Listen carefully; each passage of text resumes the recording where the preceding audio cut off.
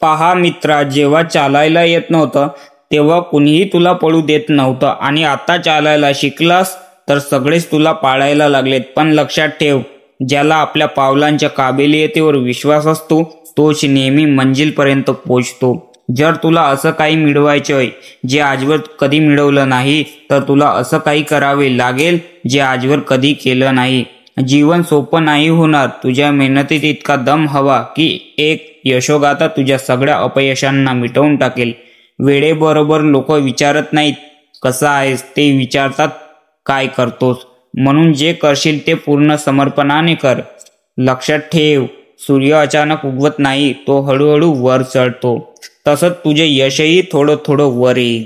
खरे आपले तेच असतात जे संघर्षातही साथ देतात, कारण यश आलं की परके सुद्धा आपले होतात.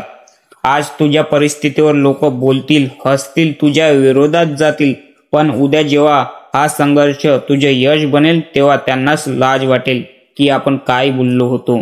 लोक विचारतात काय काम करतोस, खरं तर ते हिशोब लावतात की तुला किती इज्जत द्यायची. हीच या जगाची मानसिकता आहे. पण तुला थांबायचे नाही. वेळ आपल्या गतीने चालतो आहे दोस्ता. तू थांबलास तर मागे पडशील. म्हणून हळूहळू का होईना पण चालत राहा. आज ज्याच्यापासून तू पडतो आहेस तीच मेहनत तुला उद्या यश देईल. स्वतःला या आगीत झोकून दे, कारण हीच आग तुला हिरा बनवेल. धन्यवाद.